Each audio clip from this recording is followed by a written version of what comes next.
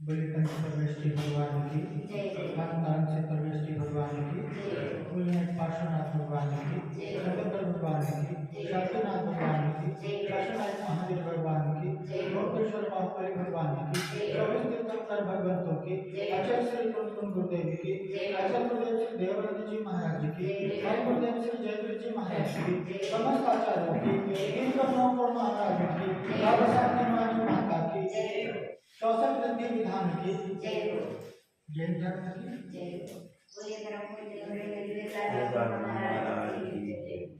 हरिहंसो भगवंत इंद्र महिता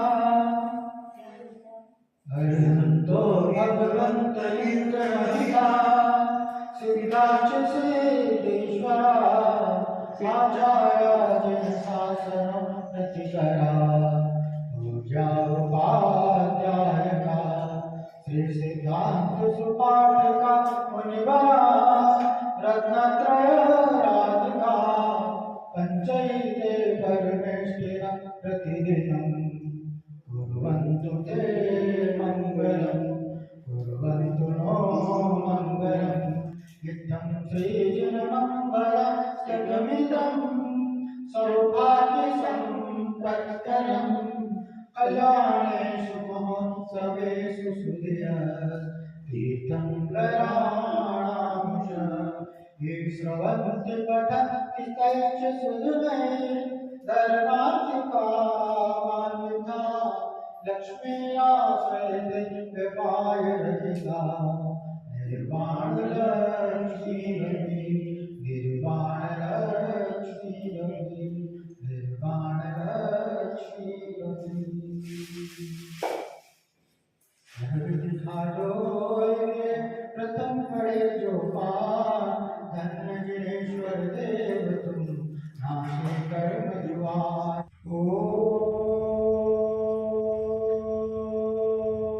ओम जय जय जय नमोस्तु नमोस्तु नमोस्तु नमो निताय नमो सिद्धांताय नमो जय नमो लोके समदान भोरे मनादि मंत्रणं पुष्पांजलि उदक चंदन कंदोद पुष्पिके जल सुदीप सुदोप फलानिके धवल मंगल गान बातुले जिन रहे कल्याण मंगे ओम श्रोत गंध ज्ञान कल्याण मध्यम रूपांते स्वाहा नित्याप्रकम पालन केवलोक सुरमन परे शुद्ध बोधा दिव्यावधि ज्ञान बल प्रबोधा स्वस्ति क्रियासु कर्मशयोना मुक्तस्वधानोपममेव बीजं सम्मिन्य संस्कृति कदानुसारे चतुर्विधं बुद्धिबलं ददाना स्वस्ति क्रियासु कर्मशयोना संस्पर्शनं श्रवणं च दूरा तस्कालज्ञानविलोकनानि दिव्यान्मतिज्ञानगणात्मकं स्वस्ति क्रियासु कर्मशयोना प्रज्ञाप्रधाना समना समृद्धा प्रत्येक बुद्धाद सर्वपूर्वे प्रवादिष्टांगन नित्य विद्या स्वस्ति क्रियासु धर्मशयोना देव शास्त्र गुरु नमन करे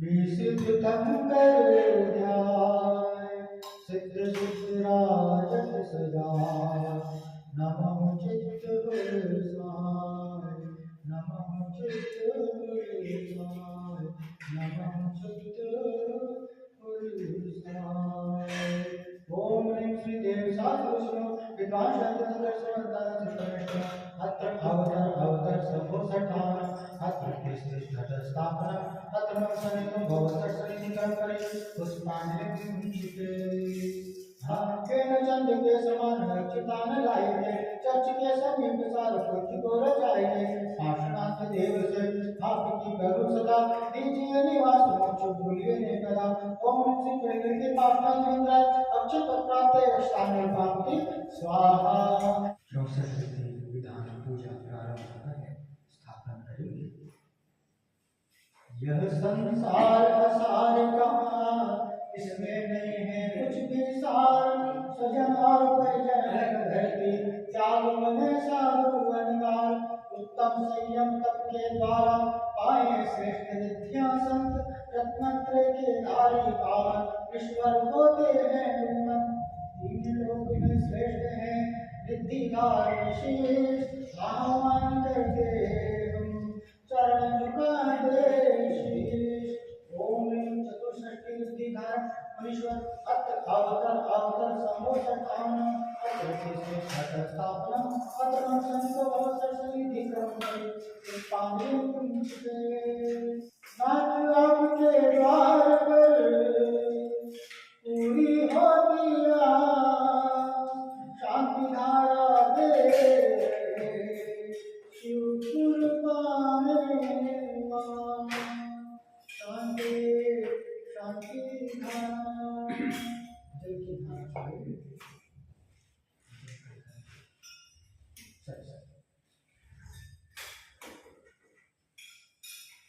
अर्चा कर प्रभु आपकी हुआ जगत उद्धार।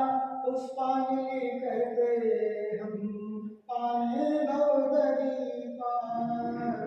पुष्पांजलि छिपे मंगल में मंगल परम मंगलमयी विकार। 64 हैं शुभ रिद्धियां गाते हैं जय मां। श्रेष्ठ तपस्या करने वाले संत रिद्धियां पाते हैं। करने से एकाग्र ध्यान शुभ मंत्र सिद्ध हो जाते हैं। विद्यावादी साधक कोई मंत्र की सिद्धि करते हैं। उनको रिद्धि परम तपस्वी जैन संत ही धरते हैं। सिद्धि सर्व शुभाशुभ करने वाली बड़ी विशेष कही। रिद्धि सबका हित करती है मंगल में जो श्रेष्ठ रही। ईश्वर नित्य के हेतु कभी न करते रिद्धि का उपयोग। जन जन को सुख देने वाले रिद्धि बेटे भवकारो। श्रेष्ठ रिद्धियां पाने वाले कहे शीश। केवल रिद्धि पाते अनंत होते जगती पाती जगदीश। श्रेष्ठ रिद्धि की शक्ति पाकर भी न करते मान कभी। परमेश्वरी को जाने वाले करते जिनका ध्यान कभी। रिद्धिधारी मुनीश्वर जग में सर्वदा सिद्धियां पाते हैं। उस भव में या अन्य भव में परम मोक्ष को जाते हैं। बहुविध सिद्धि पाने वाले कुछ का कुछ निश्चित नहीं कहा।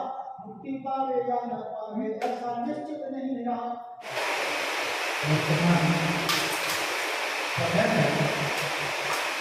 चमत्कार को समस्त आकर्षण दिखाया। जहाँ पर कोई चमत्कार हो वहीं पर शब्दों का ध्यान जाता है। लेकिन आज जो हम आराधना करने की जो विधान कर रहे हैं वह वास्तविक चमत्कार की बात है। चमत्कार और जैन धर्म में चमत्कार और मंत्र आदि का भी स्थान है क्या? जैन धर्म में भी चमत्कार को स्थान मिला है। हमारे यहाँ ऋषि मुनीश्वर घोर पठ के माध्यम से अनेक रिद्धियों को प्रकट कर देते हैं। अनेक शक्तियां अनेक रिद्धियां उनके अंदर प्रकट हो जाती है। ऐसे चमत्कारिक रिद्धियों की आज हम सभी अर्चना उपासना आराधना करने के लिए उद्यत हुए हैं। और उस रिद्धि के अंतर्गत सबसे पहली रिद्धि होती है बुद्धि रिद्धि। तप का ज्ञान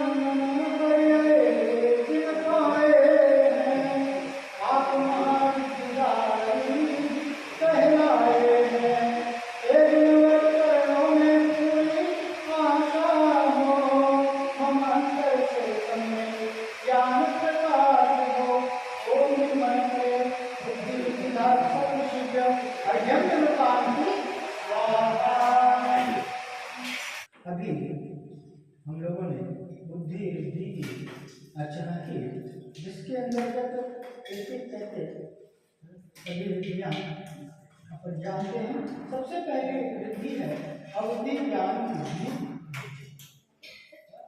जिसमें बिना किसी बाह्य बंधन के मर्यादा पूर्वक रूपी पदार्थों के जानने की जो शक्ति होती है बिना किसी बाह्य अवलंबन के, बिना किसी बाह्य में सहारा लिए और मर्यादा पूर्वक, यानी द्रव्य क्षेत्र काल भाव भाव की जिसके अंदर में मर्यादा होती है, जिसमें निश्चितता होती है, ऐसी सीमा को लेकर के, ऐसी निश्चितता को लेकर के जो ज्ञान होता है, जो शक्ति होती है, वह अवधि ज्ञान बुद्धि रिद्धि है। दूसरी रिद्धि है मन पर्य ज्ञान बुद्धि, जिसमें अवधि ज्ञान बुद्धि रिद्धि की तरह जिसमें मर्यादा होती है। मर्यादा मतलब समझते ना, अपनी सीमा, अपनी हद। तो कह रहे कि वो मर्यादा दूसरे के मनोगत अर्थ को जानने की शक्ति, दूसरे के मन में स्थित बातों को जानने की, दूसरे के मन में स्थित रूपी पदार्थों को जो जानने की शक्ति होती है, ऐसी मना पर्याय ज्ञान बुद्धि बुद्धि। ये जितनी भी रिद्धियां हैं, ये मुनि राजों के लिए ही प्रकट। देखो मुनि पद की कितनी महिमा है। ये मुनि पद अनेक अनेक चमत्कारों से भरा। अरे जो पद इस संसार के दुखों से छुड़ा दे, सोचो ऐसा पद कितने चमत्कारों से, कितनी रिद्धियों से विभूषित। ऐसे ही रिद्धियों की बात आई, मना परे बुद्धि। ऐसे विद्या तपे के माध्यम से मुनिराजों को प्रकट। पंचम काल का दुष्प्रभाव है कि पंचम काल में कोई इनमें से कोई रिद्धि होती है कि अभी पाप का इतना घना अंधकार है, चारों तरफ पाप का बोलबाला, और स्वभाव से इस पंचम काल में पापी जीव ही पैदा, उनके स्वभाव में कलुषता होती है, स्वभाव में उसके अंदर में उल्टी बुद्धि होती है, अच्छा को भी बुरा देता है। ये स्वाभाविक रूप से उसके अंदर में आ जाता है। ऐसे लोग होते हैं, बहुत से ऐसे लोग होते हैं, ऐसे पाप बुद्धि को छोड़ करके और धर्म रूप बुद्धि होती है, ऐसे बहुत कम लोग होते हैं। वर्तमान का चमत्कार, वर्तमान की विशेषता ये है कि अभी भी शुभ में प्रवृत्ति है, अभी भी धर्म में बुद्धि लग रही है। आने वाले समय में यह भी दुर्लभ है। पाप में रुचि तो बहुत होती है, पाप में आनंद ऐसा आता है कि पाप हो रहा है इसका आभास भी नहीं। ऐसे पाप रूपी कीचड़ से जो निकल के आ गया है, वह निश्चित ही विकट बहुत ही अल्प काल में वह अपने हित को पा जाएगा, बहुत ही अल्प काल में वह अपने दुख का अंत करेगा। तो यहाँ पर देखो एक एक रिद्धि की बात है, कैसी विशेषता होती है।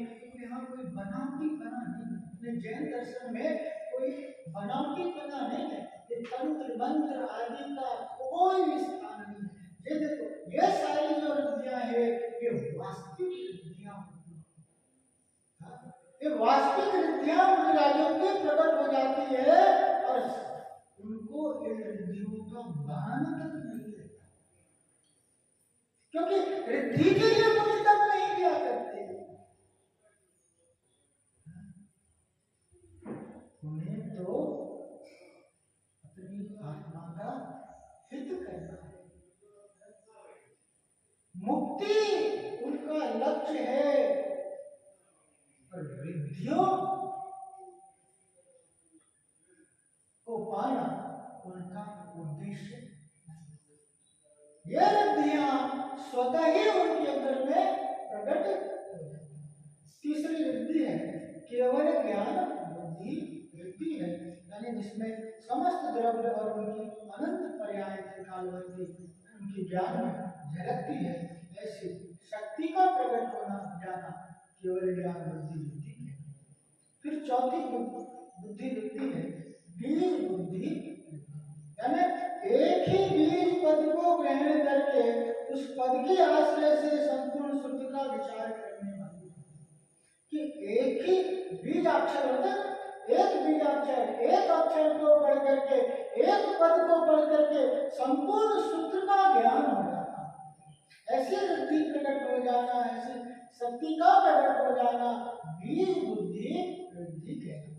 कोष्ठ बुद्धि वृद्धि पांचवी कह रहे नाना प्रकार के व्यंजनों से विस्तार पूर्वक चिन्ह सहित शब्द बीज को अपनी बुद्धि में ग्रहण करने मिश्रण के बिना बुद्धि रूपी कोष्ठ में धारण करने की जो शक्ति होती है उसे कोष्ठ बुद्धि कहते हैं। नाना प्रकार के जो ग्रंथ है ग्रंथ है और उसमें जो विस्तार पूर्वक जो चिन्ह अलग अलग पढ़ा अलग अलग शब्द रूप हुआ, लेकिन उसमें क्या करता एक का दूसरे में और दूसरे का तीसरे में मिक्स नहीं होता, मिलता नहीं।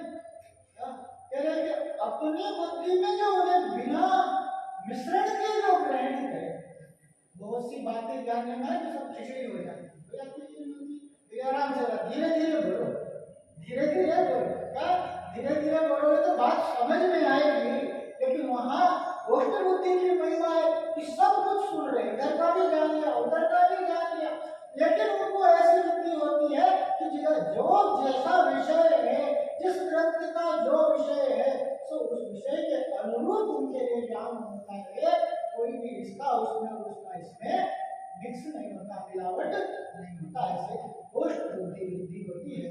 पदानुसारिणी बुद्धि यानी ग्रंथ के एक पद को ग्रहण करके संपूर्ण ग्रंथ का यहाँ दिनों दिन लग जाते हैं और ग्रंथ को पढ़ नहीं पाते, बुद्धि को कैसा एक पद को पढ़ा पूरे ग्रंथ का ज्ञान हो जाना, ये पदानुसारिणी बुद्धि वृद्धि होती है। फिर सम्यक स्वतंत्र बुद्धि होती है, यानी श्रोत इंद्रिय के उत्कृष्ट विषय क्षेत्र से संख्यात भोजन बाहर स्थित दसों दिशाओं के मनुष्य एवं तिर्यकों की वाणी को एक साथ सुनकर प्रत्युत्तर देने वाली जो बुद्धि होती है, यानी श्रोत इंद्रिय के उत्कृष्ट विषय जो सुनने की क्षमता है ना, कितनी दूर तक की वाणी को, जितनी दूर तक की आवाज को सुन सकता है, ऐसे सुनने के उसके अलावा सामान्य रूप से जो श्रोत इंद्रिय का विषय होता है, श्रोत इंद्रिय का लिमिट होता है, और उसके आगे कह रहे कि संख्यात योजन बाहर एक निश्चित संख्या है, ऐसी संख्यात योजन बाहर तक के स्थित दसों दिशाओं में क्या मनुष्य और तिर्यकों की बोली को जान करके और उसके प्रत्युत्तर देने में जो सामर्थ्य है, मनुष्य और तिर्यक जो बोल रहे उस असंख्यात योजन है और उसकी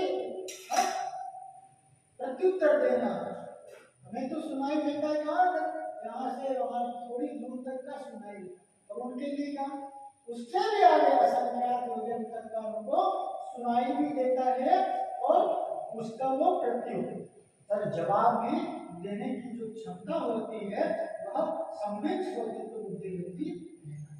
फिर क्या कह रहे दूरा स्पर्शक आदि पांच बुद्धि, यानी अपने पृथक पृथक स्पर्शन आदि इंद्रियों के उत्कृष्ट विषय से बाहर संख्यात भोजन में स्थित तत्व संबंधी विषयों को जान लेने की क्षमता को प्राप्त होने वाली बुद्धि का स्पर्शन, स्पर्श, ज्ञान, चक्षु और कर्ण, ये पांच इंद्रियां हैं और इंद्रियों के जो उत्कृष्ट विषय को ग्रहण करने की जो क्षमता है और उसके बाहर जो होती है असंख्यात तक की जो पांचों इंद्रियां अपने विषयों को अपने तत्संबंधी विषयों को जान लेने की जो क्षमता होती है, ये क्षमता का प्रकट हो जाना वाली जो बुद्धि वृद्धि होती है वह दूरा स्पर्शक आदि बुद्धि वृद्धि होती है।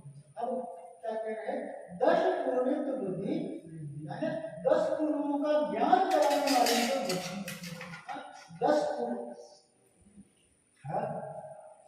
10 पूर्व में बहुत लंबा कि 10 पूर्व तो बुद्धि बुद्धि यानी 10 पूर्वों का जो ज्ञान हो जाए ऐसी बुद्धि का होना। 10 पूर्वित बुद्धि बुद्धि चतुर्दश पूर्वित बुद्धि बुद्धि 14 पूर्वों को ज्ञान कराने का। अभी तो 10 पूर्व की बात थी, अब 14 पूर्वों का ज्ञान हो जाए ऐसी बुद्धि बुद्धि का प्रकट हो जाना चतुर्दश पूर्वित बुद्धि बुद्धि कहते हैं। अष्टांग महानिमित्त बुद्धि बुद्धि माने नव भूमि अंग स्वर व्यंजन लक्षण चिन्ह और स्वप्न इन आठों के निमित्त से त्रिकाल का ज्ञान कराने आकाश में भूमि का अंग को स्वर को जान करके व्यंजन को जान करके लक्षण को जान करके चिन्हों को जान करके सपनों की बात को जान करके 8 निमित्तों से जो त्रिकाल का ज्ञान कराते तीनों काल का जो ज्ञान हो जाए वह क्या कहलाता है अष्टांग महानिमित्त बुद्धि बुद्धि। अब प्रज्ञासंगत बुद्धि बुद्धि यानी अध्ययन के बिना ही 14 गुणों के अर्थ का निरूपण हो जाए बिना पढ़े ही अध्ययन ही नहीं किया बिना पढ़े ही क्या 14 गुणों का जो अर्थ का निरूपण हो जाए 14 पूर्वों की जो व्याख्या करते ऐसे बुद्धि का वो नाम प्रज्ञासंगत बुद्धि बुद्धि है। प्रत्येक बुद्धि बुद्धि यानी गुरु के उपदेश के बिना ही संयम तक में प्रवृत्त कराने वाली जो बुद्धि होती है वह प्रत्येक बुद्धि होती है कि गुरु नहीं मिले उनका उपदेश भी नहीं मिला लेकिन उनके उपदेश के बिना भी गुरु के संस्कार थे तो ऐसे उनके उपदेश के बिना भी संयम तक में जो प्रवृत्ति करा दे बिना गुरु के उपदेश के प्रवृत्ति कराने वाली शक्ति का नाम क्या है प्रत्येक बुद्धि फिर वादित्व बुद्धि बुद्धि यानी वाद के द्वारा इंद्र के पक्ष को विध्वस्त कराने है।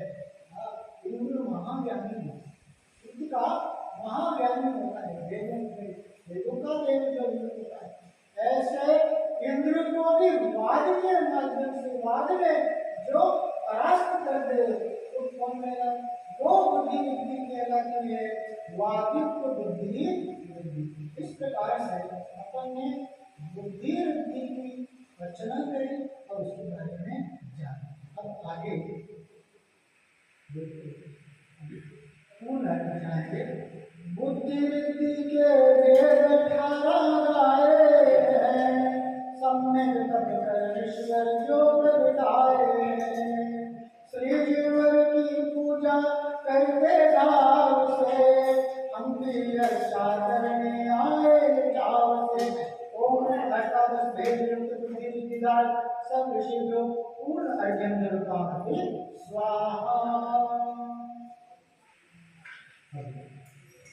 द्वितीय कोश का प्रारंभ होता है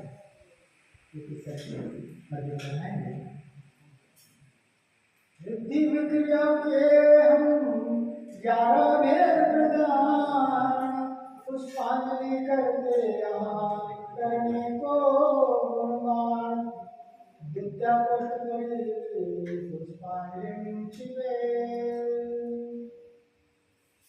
अणु समान काया हो जावे भाई रे कमल तंतु पर मेरा बाल तिष्ठाए रे श्रेष्ठ विद्या में ईश्वर पावे भाई रे मोक्ष मार्ग के राही हो मुनि भाई रे ओम घनमल विधायक सदृशिव्यो अर्घ्यम निरूपामि की स्वाहा।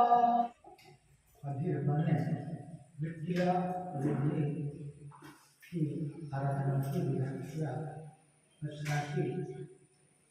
अब क्रिया बुद्धि में सबसे पहली विधि है कि अणु के बराबर सूक्ष्म शरीर बनाने की अणिमा विक्रिया अपन पूजा करते नित्या प्रथम पाद मुख्य वलो सुरंग पर्याय शुद्ध बोला इसके अंतर्गत में ये सारी 64 विधियां रोज हम इन 64 विधियों की पूजा करते हैं। आज हम आराधना कर रहे उस विक्रिया वृत्ति में सबसे पहली वृत्ति कौन सी है? अणिमा विक्रिया वृत्ति, यानी अणु के बराबर सूक्ष्म शरीर बनाना। अणु अणु होता है, अणु तो दिखाई नहीं देता, ऐसे अणु के बराबर सूक्ष्म शरीर को बना लेने की जो क्षमता होती है, शक्ति होती है, वह अणु यानी अणिमा विक्रिया वृत्ति है। अब कैसे कह रहे हैं कि महिमा विक्रिया यानी मेरू के बराबर बड़ा शरीर होता है, मेरू पर्वत के समान बड़े शरीर को बना लेने की क्षमता। हनुमान हनुमान हनुमान याद है? रामायण देखिए, देखिए रामायण में हनुमान कैसे शरीर को ऊंचा बना लेते हैं और कैसे शरीर को छोटा। विष्णु कुमार ने वामन का शरीर, हनुमान ने किया बहुत बड़ा शरीर। तो ये जो विक्रिया वृत्ति होती है अणिमा और महिमा, यानी मेरू पर्वत के बराबर शरीर को बना लेना, ये महिमा विक्रिया वृत्ति। और अणिमा विक्रिया वृत्ति यानी अणु के बराबर शरीर को। और आगे क्या है कि लघिमा यानी वायु से भी हल्का, शरीर इतना हल्का हो जाए कि वायु से भी हल्का हो जाए, ऐसे लघिमा विक्रिया वृत्ति है। फिर क्या?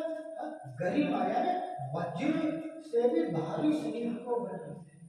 कई बार होता है ना, हिलाया तो कितने लोग लग गए, 50 लोग लग गए, 100 लोग लग गए और हिला नहीं पाए। ऐसे वज्र के समान भारी शरीर को बना लेने की जो क्षमता है वह गरिमा विक्रिया वृत्ति है। फिर भूमि पर स्थित रहकर अंगुली के अग्रभाग से सूर्य, चंद्रमा, मेरु शिखर आदि को स्पर्श करने की क्षमता वो प्राप्त विक्रिया वृत्ति कहलाती है। कि भूमि पर स्थित रहकर यहीं पर खड़े रहे और उंगली से मेरु पर्वत आदि को ऐसे उंगली उनकी जाएगी और उतनी दूर तक वो मेरु पर्वत तक को छू करके छू लेंगे। अग्रभाग सूर्य, चंद्र, चंद्रमा इतनी दूर दिखाई, लेकिन वो जो वृद्धि है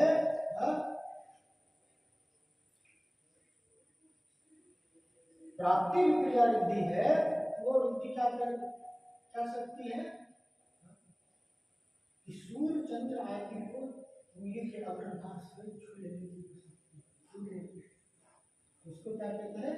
प्राप्ति विक्रिया वृद्धि। फिर जल के समान पृथ्वी पर तथा पृथ्वी के समान जल पर गमन करने की जो क्षमता है वह प्रकाम विक्रिया वृद्धि है। जल पर में चलेंगे तो कैसे चलेंगे?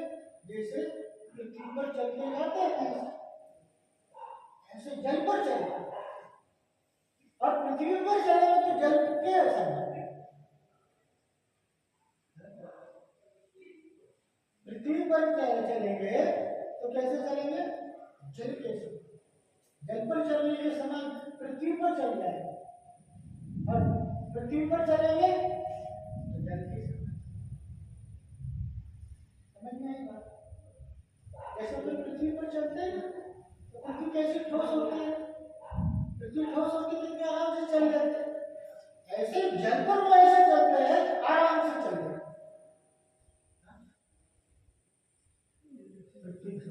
अब जल पर चलेंगे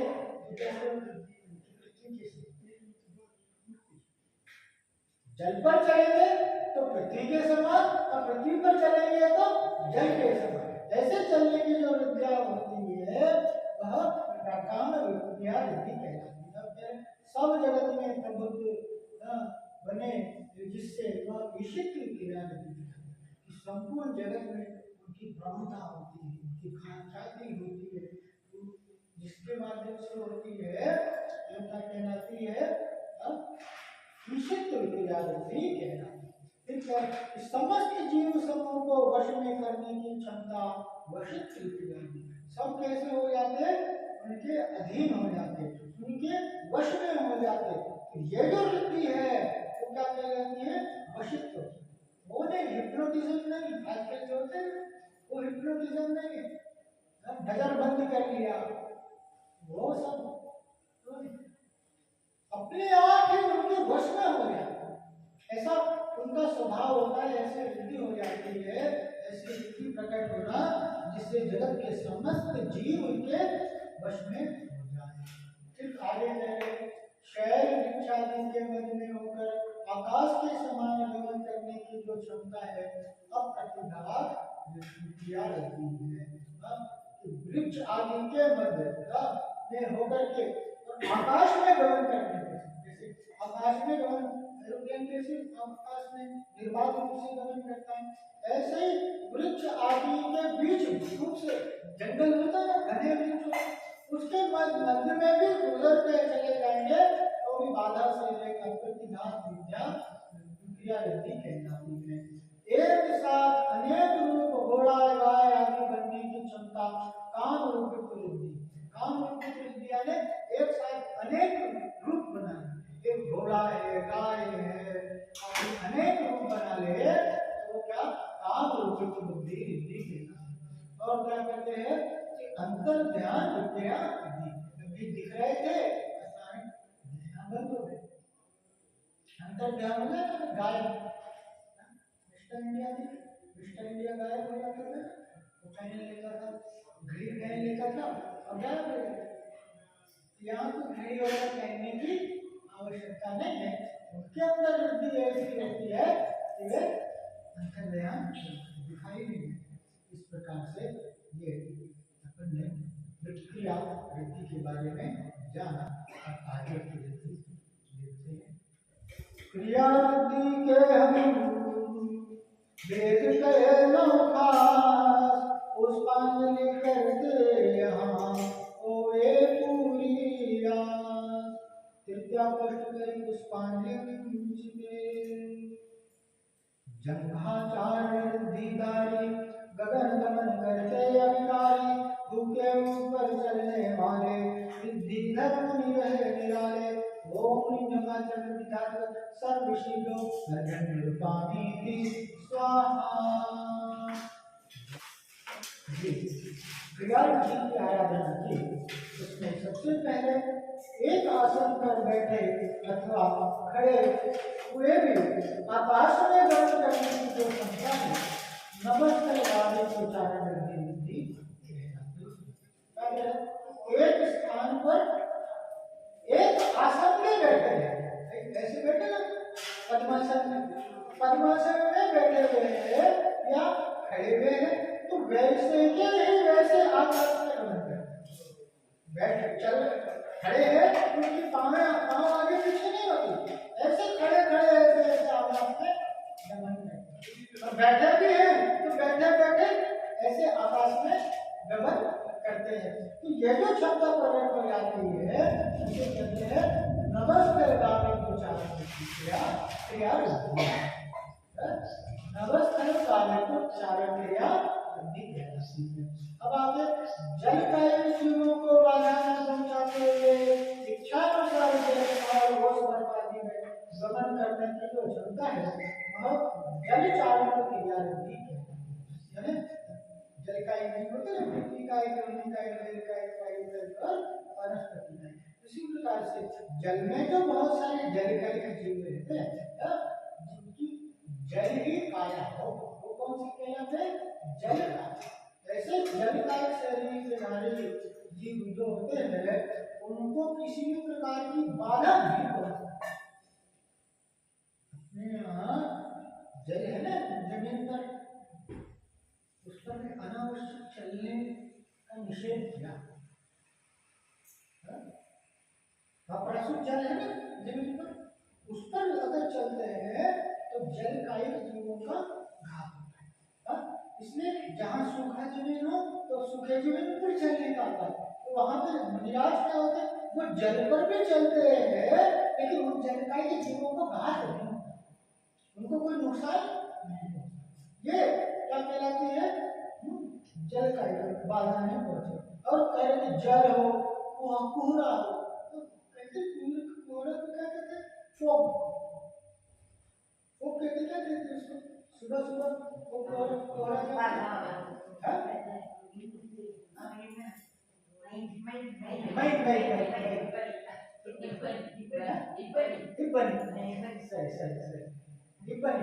टिप्पणियों के बीच में भी चलेंगे, उसके में चलेंगे तो भी क्या जल का एक जीव है, लेकिन उनको भी कोई घात नहीं होता।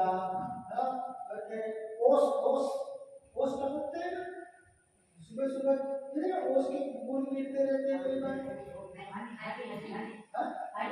हनी हनी पत्ते पर देखा होगा वो ओस गिरते हैं, बारिश नहीं हो रही है लेकिन फिर भी वो भी जल गए चीजों को हानि नहीं पहुंचती। बर्फ बर्फ में है, बर्फ है ना, बर्फीला प्रदेश होता है, वो बर्फीला प्रदेश में भी बर्फ पर चलते हैं तो भी जल गए चीजों को किसी प्रकार की बाधा नहीं होती है। ऐसा कह रहे हैं कि क्षमता को जल चारणत्व क्रिया वृद्धि करेगा। फिर 4 अंगुल प्रमाण उनको जोड़ करके आकाश में जो घूमने को मोड़े बिना बहुत योजनों तक गमन करने की जो क्षमता है वो जलना कारण वृद्धि है। 4 अंगुल प्रमाण, 4 अंगुल होता है ऐसे 4 अंगुल प्रमाण जमीन से ऊपर उठ जाएगा ऐसे, और आकाश में गमन करेंगे और घुटना जो होगा वह मोड़े बिना बिना किसी हलचल के, वैसे बहुत योजन तक जो गमन करने की क्षमता होती है वो जंघाचरण क्रिया होती है। फल पत्र तथा पुष्प आदि में स्थित जीवों तथा उनके आश्रित जीवों की विराधना न करते हुए ऊपर पैर रख करके चलने की क्षमता फल पत्र पुष्प चारण क्रिया होती है।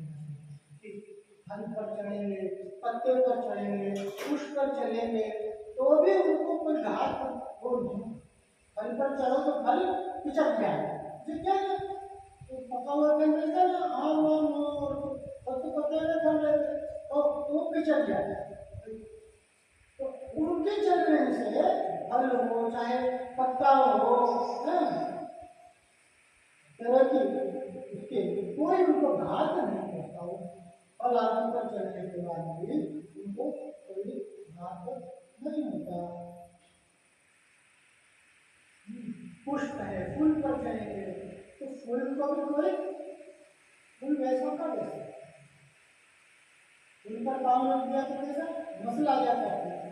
लेकिन उनके चलने पर फूल हो चाहे पत्ते हो चाहे फल आदि हो तो भी क्या करें उसका उसको कोई घात नहीं होता। वो कह रहे हैं प्रतिघात नहीं होता, तो क्षमता जो है अप्रतिघात विक्रिया करनी चाहिए। और एक साथ अनेक तो फूल पत्र पर आदि चलने की क्षमता है ना, तो पुष्प फल पुष्प पत्र पुष्प चारण क्रिया वृद्धि करता है। फिर अग्नि शिखा में स्थित जीवों की जो विराधना न करके ऊपर चलने तथा धुएं का सहारा ले ऊपर चलने की जो शक्ति है अग्नि धूम चारण क्रिया वृद्धि करता है। अग्नि पर चलेंगे ना तो अग्नि का जीवों को भी कोई नुकसान नहीं पहुंचेगा, उनकी विराधना नहीं होगी, उनका प्रभाव नहीं होगा। धुएं पर चलेंगे तो धुएं का सहारा लेकर के और ऊपर की ओर उठ जाए, इस प्रकार की जो शक्ति होती है अग्नि धूम चारण क्रिया है। जल का जीवों को बाधा पहुंचाए बिना मेघ पर और तथा दृष्टि धारा पर चलने की जो क्षमता है मेघ चारण वृद्धि है। जल का जीवों को भी बाधा नहीं पहुंचाता, तो मेघ ना बादल बड़े बड़ा बड़ा घोड़ा पर चलेंगे ना तो भी उनको जल का जीवों को घात नहीं पहुंचेगा। ऐसी क्षमता मेघ चारण क्रिया वृद्धि है। फिर मकड़ी जाल के तंतु अथवा वृक्ष के तंतुओं पर जीवों को बाधा करने की क्षमता मेघ चारण क्रिया वृद्धि कहलाती है। यानी मकड़ी का जाल होता है, मकड़ी जो है स्पाइडर जाला बनाता है,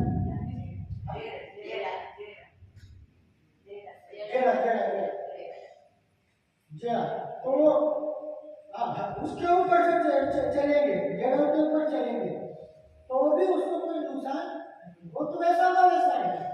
वृक्षों की तंतुएं जो होती है उनके ऊपर भी चलेंगे तो भी उनको कोई नुकसान नहीं पड़ेगा और मेघ चारण क्रिया। सूर्य चंद्र तारा छत्र ग्रह की किरणों का अवलंबन लेकर योजनों तक गमन करने की जो क्षमता है वह ज्योतिष चारण क्रिया है।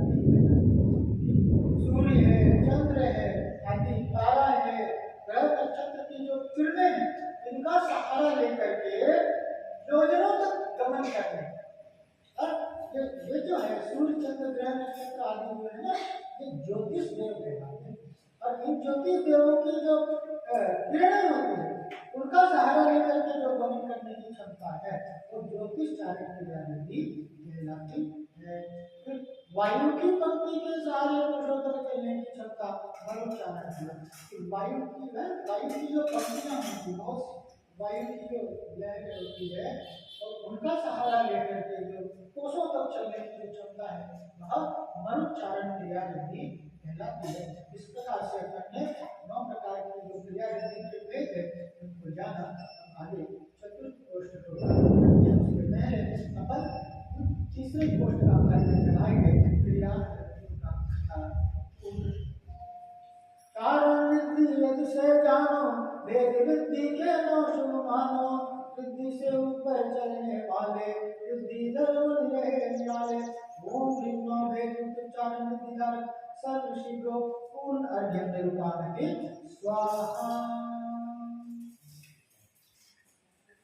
सप्त वेद तप वृद्धि के गाए मंगलकार, जिनकी अर्चा कर मेरे मोक्ष महल का द्वार। चतुर्थ कोष्ठ सही पुष्पांजलि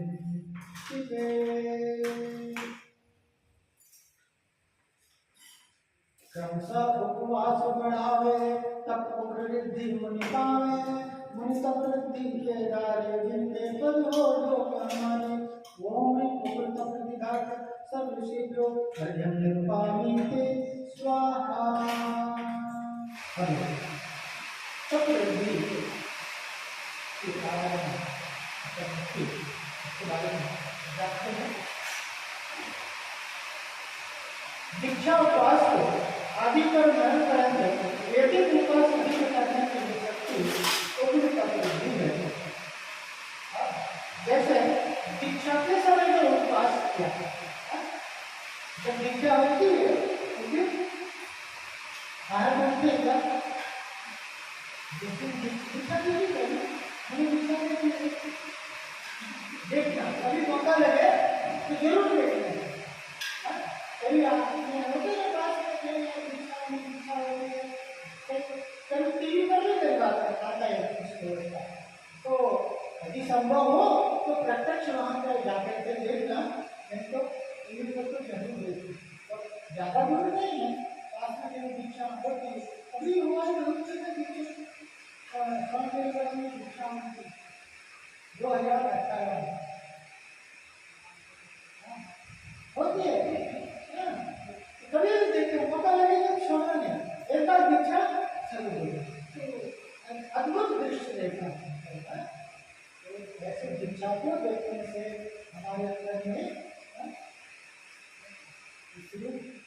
क्या करें कि तप वृद्धि के अंदर जो दीक्षा के दिन उपवास को धारण किया, तो उसके बाद एक पालना करके, 2 उपवास, फिर एक पालना करके, 3 उपवास, फिर एक पालना करके, 4 उपवास, इस प्रकार से जो बढ़ाते हैं उसको क्या कहते हैं, क्रम से बढ़ाते जाना।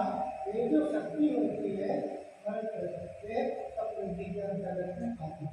बहुत उपवास हो जाने के बाद भी शरीर सूर्य की किरणों के समान चमकता रहे, ऐसी शक्ति दीप्त तप वृद्धि। तो बहुत सारे उपवास भी करके लगा, फिर भी शरीर जैसा है सूर्य के समान उसके में कामती है। वह क्या कहलाती है, दीप्त तप वृद्धि कहलाती है।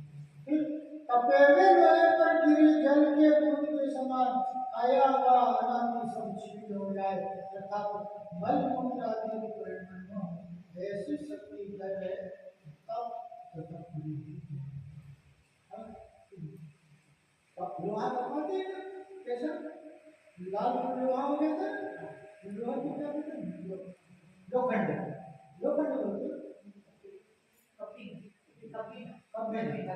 नहीं कहते, कभी जो भेंटी गले पड़ते कैसा हो जाते हैं, लाल हो जाते हैं, लाल हो जाता है। तो वो क्या होता कि उसके ऊपर में पानी का बूंद डालते हैं, वैसे आ जाती है, पूरा पानी कैसे गायब हो जाता है। तो इसी प्रकार से वो खाया हुआ जितना भी अन्न है वह मलमूत्र आदि में परिवर्तित नहीं होगा। समझिए मेरी बात को। भोजन तो किया और भोजन किया और सारा भोजन क्या हो गया अंदर ही अंदर नष्ट हो सब क्षीण हो गया। सारा भोजन कैसे हो गया क्षीण हो गया, उसका मल मूत्र में परिवर्तन नहीं। उसको कहते हैं तप्त तप्त वृद्धि। सभी रिद्धियों की उत्कृष्टता को प्राप्त करने वाले बंदर भक्ति में सिंह क्रीड़न आदि उपवास को करने की क्षमता प्राप्त होना महातपवृद्धि होती है। सभी रिद्धियों की जो उत्कृष्टता है, सभी रिद्धियों की जो श्रेष्ठता है, उसको प्रकट करने वाले बंदर प्रवृत्ति में निरंतर उसमें क्या होती है, उत्कृष्टता होती रह जाती है। ऐसी सिंह क्रीड़न आदि जो उपवास करने की जो भीषण उपवास करने की जो क्षमता का प्राप्त होता है वह महातपवृद्धि। फिर अनशन आदि 12 ऋतुओं का उग्रता से पालन, हिंसक जंतुओं से भरे जंगल में निवास, अब्रवकाश आदि योग धारण की क्षमता का प्राप्त होना घोर तपवृद्धि है। प्रकार के जो तप है अनशन,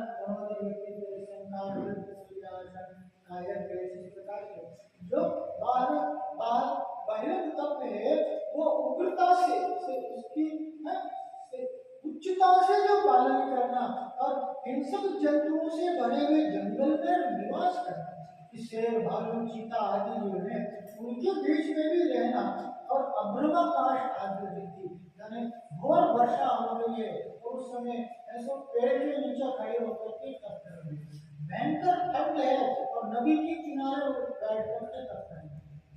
ऐसे भीषण टेम्परेचर होते हैं, 0 डिग्री टेम्परेचर बहुत गिरा हुआ है, ठंड लग रही है, लोग ठिठुर रहे हैं, घर में तो बैठा नहीं जा रहा है। अब सोचो ऐसी स्थिति में नदी के तट पर पहले तो ऊपर से ठंड पड़ रही है और वो ठंडक को छू करके नदी की लहर के छू करके वो ठंडक आए, और ऐसी स्थिति में बैठ करके वहां पर तप करना, भयंकर गर्मी पड़ी, सूर्य की प्रचंड किरणें हो और पर्वत पर जाकर के और वहां पर तप को करना, इस प्रकार की जो क्षमता होता है वह उस क्षमता का होना घोर तपवृद्धि कहलाती है।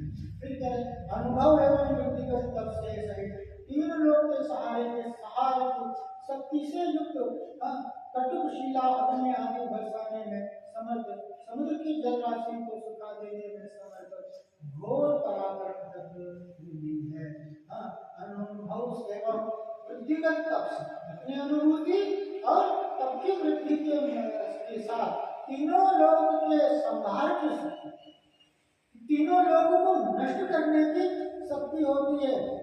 और तेरे कांटे की वर्षा, शिले आदि की वर्षा, अग्नि आदि की वर्षा कराने में, समुद्र जल को सुखा देने की जो शक्ति है, ऐसी शक्ति का प्रकट हो जाना घोर पराक्रम का प्रतीक है।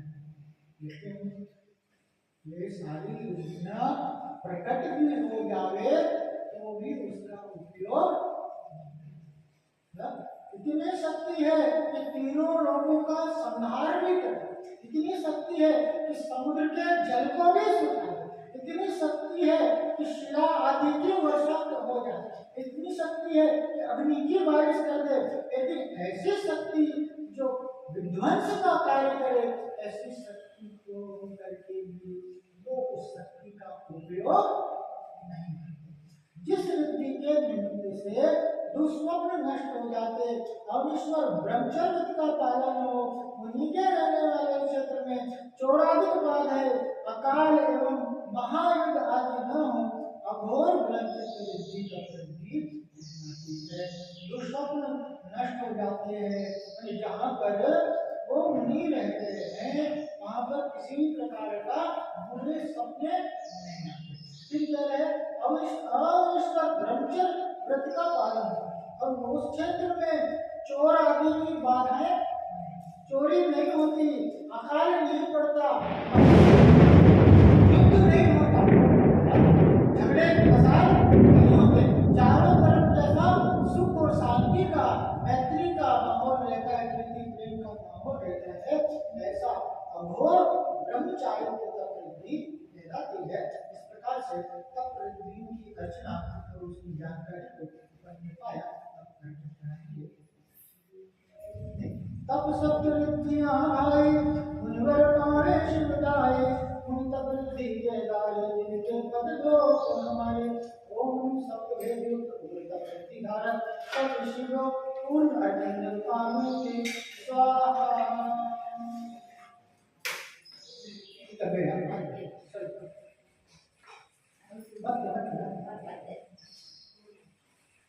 तीन देव वरवृद्धि के गए महित महान, पुष्पांजलि करके यहाँ करते हैं गुणगान।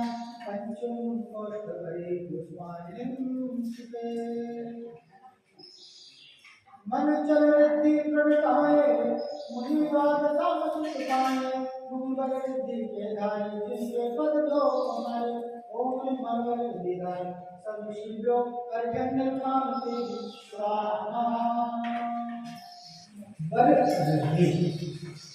एक मूर्त काल के भीतर अंतर मूर्त में संपूर्ण सृष्टि का चिंतन करने की जो क्षमता है वह मनोबल विधि कहलाती है।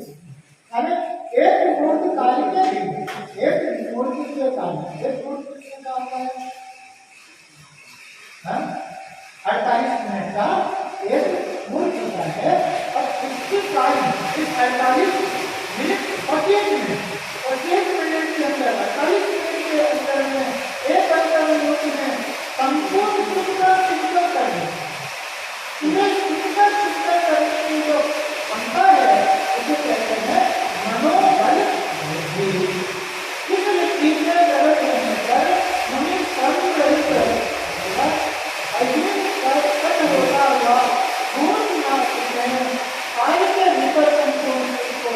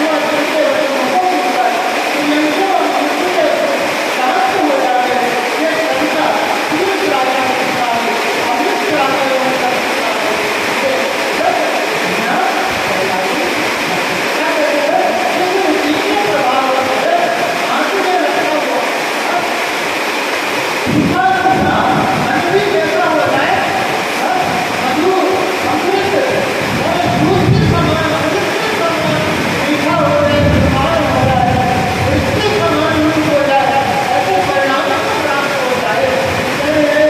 अथवा इनको हमको पूछकर हमको में सुख शांत हो जाए, उनकी वाणी को सुन करके दूसरों और नेत्रों का दुख दूर हो जाए, शांत हो जाए। ये हमेशा तीर्थ रानी, मधुर रानी, अमृत रानी एवं संतुष्ट रानी के ध्यान है। अरे अपने विचार अनुसार कुछ भी बिना मनोचारी का दूसरा सीधा बोले में हो, वो भी स्वादिष्ट हो जाए। ऐसे ही और पहले तो उनको वचन करके जिन्हें सारी मनुष्यों का सुख मिला शांत हो जाए, वह क्या कहते हैं तीर्थ रानी, मधुर रानी, अमृत रानी, संतुष्ट रानी ऐसी ध्यान ऐसा नहीं है। लेकिन ऐसा यहाँ पर उन्होंने कहा कि कह रहे और मर जाओ और देख ले तो सामने वाला समझता है कि ऐसी योग्यता है तो आगे क्या है, अच्छी वृत्ति है, क्या कहते हैं